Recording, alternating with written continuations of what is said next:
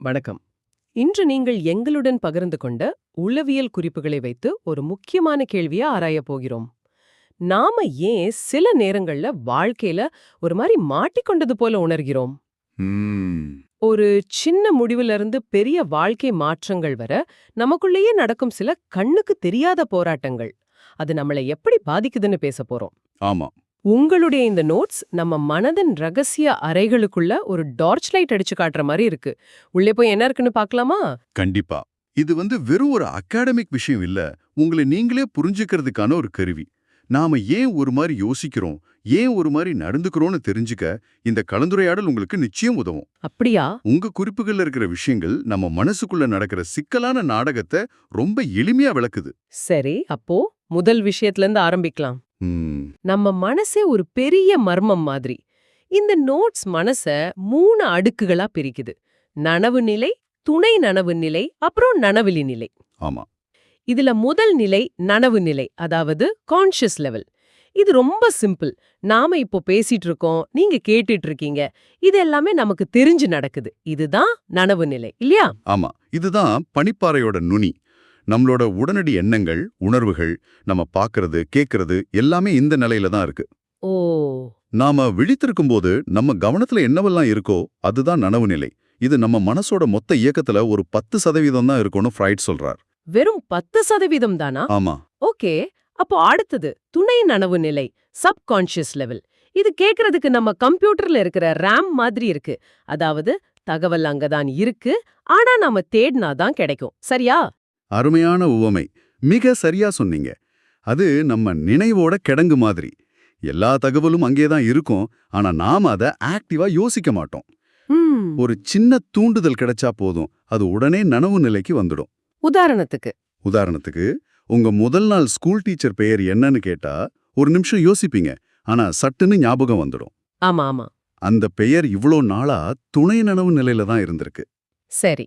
இது ரெண்டுமே ஓரளவுக்கு நம்ம கண்ட்ரோல்ல இருக்கிற மாதிரி தெரியுது. ம்.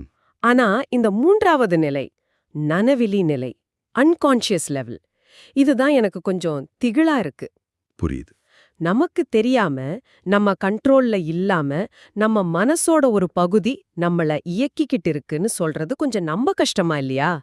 இந்த நோட்ஸ் சொல்லுது, நம்மளோட பெரும்பாலான நடத்தைகளுக்கு இதுதான் காரணமா. இது எந்த அளவுக்கு உண்மை? நீங்க சொல்ற அந்த ஒரு சின்ன பயம் இயல்புதான். ஏன்னா நம்ம கட்டுப்பாட்டுல இல்லாத ஒரு சக்தி நம்மள இயக்குதுன்னு நினைக்கும்போது அப்படிதான் தோணும். ஆனா இது ஒரு கெட்ட சக்தியா பார்க்க வேண்டாம். இது ஒரு ஆழமான கடல் மாதிரி. ஓ, இந்த நனவிலை நிலையில தான் நம்மளோட அடக்கப்பட்ட ஆசைகள், மறக்க நினைக்கும் வேதனையான நினைவுகள், சின்ன வயசுல ஏற்பட்ட பாதிப்புகள், சமூகத்தால் ஏற்றுக்கொள்ளப்படாத கோபம், ஆக்ரோஷம் போன்ற உணர்வுகள் எல்லாம் புதைஞ்சு கிடக்குது. இது நிஜ வாழ்க்கையில எப்படி வேலை செய்யும்? ஒரு உதாரணம் சொல்ல முடியுமா? நிச்சயமா. உங்களுக்கு காரணமே இல்லாம சில விஷயங்கள் மேல பயம் இருக்கலாம். ஆமா, சிலருக்கு இருக்கும். கரப்பாம்பூச்சிய பார்த்தா சிலருக்கு வர்ற பயம் மாதிரி. அதுக்கு காரணம் சின்ன வயசுல அது சம்பந்தமா நடந்த, ஆனா இப்போ சுத்தமா மறந்து போன ஒரு நிகழ்வா இருக்கலாம். அப்படியா? அந்த நினைவு நனவிலி நிலையில பதிஞ்சிருக்கும். அதே போல சிலரை பார்த்த உடனே நமக்கு ஒரு வித வெறுப்பு வரும். ஆமா, அது நடக்கும். ஏன் வருதுன்னு நமக்கே தெரியாது. அதுக்கு காரணம் அவங்க நமக்கு பிடிக்காத, ஆனா நாம மறந்துட்ட ஒருத்தரோட சாயல்ல இருக்கலாம். இப்படி நம்மளோட பல முடிவுகளையும் உணர்வுகளையும் இந்த நனவிலி நிலை தான் பின்னால இருந்து இயக்கிக்கிட்டு இருக்கு. அப்போ நம்ம மனசு இப்படி பல அடுக்குகள வேலை செய்யுதுன்னு புரிஞ்சுக்க முடியுது. இது ஆரோக்கியமா இயங்குற ஒரு மனசோட அமைப்பு. ஆமா. ஆனா இந்த அமைப்புல சிக்கல் வரும்போது என்னாகும்? அங்கதான் உங்க குறிப்புகள்ல பொருத்தப்பாடின்மை, மேல் அடாப்டேஷன் அப்படிங்கிற ஒரு முக்கியமான வார்த்தை வருது. நம்ம தேவைகளுக்கும் நாம வாழ்ற சமூகத்தோட எதிர்பார்ப்புகளுக்கும் நடுவுல உரசல் ஏற்படும்போது இது உருவாகுதுன்னு சொல்லுது. ஆமா.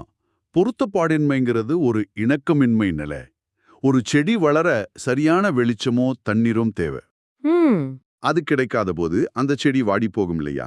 அது மாதிரி தான் ஒரு மனுஷனோட அடிப்படை தேவைகள், அன்பு, பாதுகாப்பு, அங்கீகாரம் போன்றவை சூழல்ல கிடைக்காத போது, அல்லது அவரால அந்த சூழலோட ஒத்துப்போக முடியாத போது இந்த பொருத்தப்பாடின்மை உருவாகுது.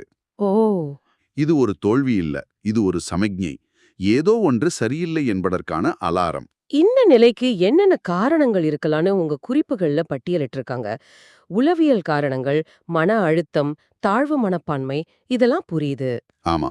ஆனா உடல் காரணிகளும் ஒரு முக்கிய பங்கு வகிக்கும்னு சொல்றது ஆச்சரியமா இருக்கு. ஒரு உடல்நல பிரச்சனை எப்படி ஒருத்தரோட மனநலத்தை இந்த அளவுக்கு பாதிக்கும்? இது ரொம்ப முக்கியமான கேள்வி. உதாரணமா, ஒருத்தருக்கு நீண்ட காலமா ஒரு நோய் இருக்குன்னு வச்சுக்கலாம். அதனால அவரால மத்தவங்க மாதிரி ஓடி ஆடி விளையாட முடியாது, வேலை செய்ய முடியாது. சரி. இது அவங்க மனசுல ஒரு தாழ்வு மனப்பான்மையை உருவாக்கும். என்னால மத்தவங்கள மாதிரி இருக்க முடியலையேங்கிற எண்ணம் அவங்கள சமூகத்திலிருந்து கொஞ்சம் கொஞ்சமா தனிமைப்படுத்தும். ஓஹோ! இந்த தனிமை தான் பொருத்தப்பாடின்மைக்கு ஒரு பெரிய காரணம். உடல் என்பது மனதின் வெளிப்பாடு, மனம் என்பது உடலின் வெளிப்பாடு. ரெண்டையும் பிரிக்கவே முடியாது. குடும்ப சூழல், வறுமை பத்தியும் சொல்லப்பட்டிருக்கு. அதுவும் ஒரு விதத்துல தேவைகள் பூர்த்தி செய்யப்படாத நிலைதானே? மிக சரி. ஒரு குழந்தைக்கு வீட்ல பாதுகாப்பான சூழல் இல்ல பெற்றோரோட அன்பு கிடைக்கலனா, அது வெளியில தன்னை நிரூபிக்க வேற வழிகளை தேடும். வறுமையில இருக்கிற ஒருத்தருக்கு அடிப்படை தேவைகளே போராட்டமா இருக்கும்போது சமூகத்தோட விதிகளை பத்தி யோசிக்க நேரம் இருக்காது. ம். பள்ளிக்கூட சூழலும் ஒரு காரணமா? ஆமா, உங்க குறிப்புகள்ல பள்ளிக்கூட சூழலை பத்தியும் குறிப்பிட்டு இருக்கிறது ரொம்ப முக்கியம். சில சமயம் ரொம்ப கண்டிப்பான ஆசிரியர்கள், கடினமான பாடத்திட்டம், பரீட்சையில தோத்துருவோமோங்கிற பயம் கூட ஒரு மாணவனை மொத்தமா முடக்கி போட்டு அவனை ஒரு பொருத்த பாழற்றவனா மாத்திடலாம். ஆக, இந்த பொருத்த பாடின்மைங்கிறது வெறுமனே மனசுல ஏற்படுற ஒரு பிரச்சனை இல்ல, அது நம்மள சுத்தி இருக்கிற சூழலோட நேரடி விளைவு. கரெக்ட். சரி, இந்த மாதிரி ஒரு இக்கட்டான நிலையில இருக்கும்போது நம்ம மனசுக்குள்ள என்ன மாதிரி போராட்டங்கள் நடக்கும்? உளவியலாளர் கர்ட் லெவின் சொன்ன 3 விதமான மனப்போராட்டங்களை உங்க நோட்ஸ் அழகா விளக்குது. அதுல முதல் வகை அணுகுதல் போராட்டம், அப்ரோச் கான்ஃப்ளிக்ட். இது கேட்கவே ஒரு நல்ல பிரச்சனையா இருக்கே. ஆமா, இது ஒரு ரிச் பீப்புள் ப்ராப்ளம் மாதிரி தான். ஹஹா, ஆமா. உங்களுக்கு பிடிச்ச 2 விஷயங்கள்ல எதை தேர்ந்தெடுக்கிறதுங்கிற குழப்பம். 2 நல்ல வேலைவாய்ப்பு வந்தா எதை ஏத்துக்கிறது? இல்ல 2 பிடிச்ச படம் ஒரே நாள்ல ரிலீஸ் ஆனா எதுக்கு போறது? சரி. இதுல மன அழுத்தம் ரொம்ப குறைவு. ஏன்னா நீங்க எதை தேர்ந்தெடுத்தாலும் ஒரு நன்மை கிடைக்க போகுது. அதனால இந்த முடிவை மக்கள் சீக்கிரமா எடுத்துடுவாங்க. ஆனா 2வது வகை அப்படி இல்ல. விலகுதல் போராட்டம், அவாய்டன்ஸ் கான்ஃப்ளிக்ட். இதுதான் உண்மையான தலைவலி. ஆமா, எனக்கு பல்வலியும் தாங்க முடியல, ஆனா பல் டாக்டருக்கு போகவும் பயமா இருக்குங்கிற நிலைமை. 2மே நமக்கு பிடிக்காத விஷயங்கள். இதுல இருந்து எப்படி தப்பிக்கிறது? இதுதான் ஒரு மனுஷனை முடக்கி போடக்கூடிய போராட்டம். ஏன்னா இங்க 2 வழியுமே வழி நிறைந்தது. பரீட்சைக்கு படிக்கவும் பிடிக்கல, ஆனா ஃபெயில் ஆகவும் கூடாதுங்கிற நிலை. ம்.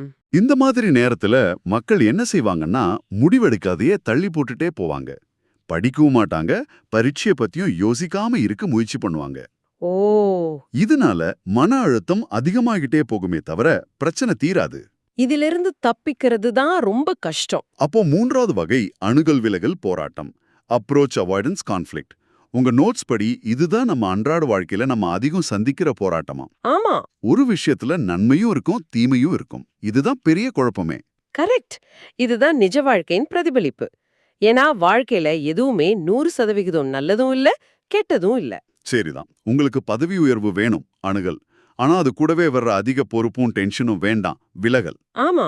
நல்ல ஐஸ்கிரீம் சாப்பிட ஆசையா இருக்கு, அணுகல். ஆனா வெயிட் போட்டுடுமோன்னு பயமா இருக்கு, விலகல். இது எல்லாருக்கும் நடக்கிறது.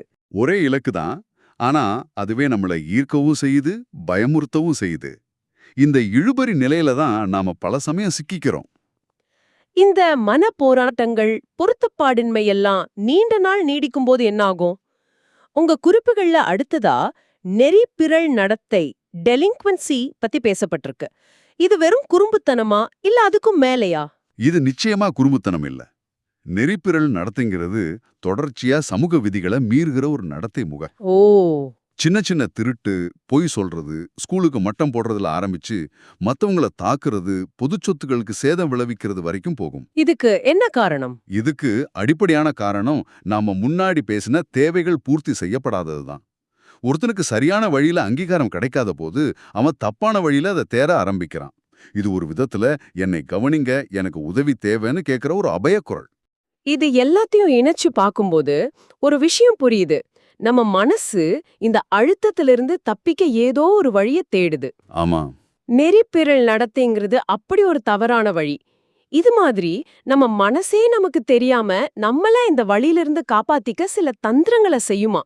உங்க குறிப்புகள்ல நேரடியா சொல்லப்படலனாலும் இந்த பொருத்தப்பாடின்மை, மனப்போராட்டங்கள் பத்தி படிக்கும்போது அப்படி ஏதாவது யூகிக்க முடியுதா?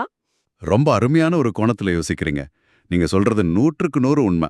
உங்க குறிப்புகள்ல இந்த மனத்தந்திரங்களுக்குன்னு தனியா தலைப்பு இல்ல, ஆனா அது விவரிக்கிற நடத்தைகளுக்கு பின்னாடி இந்த மாதிரியான தற்காப்பு உத்திகள் தான் ஒளிஞ்சிருக்கு. அப்படியா? மனசு தன்னைத்தானே காயத்துல இருந்து காப்பாத்திக்க பயன்படுத்துற ஒரு விதமான மென்டல் ஃபர்ஸ்ட் எய்ட் இது.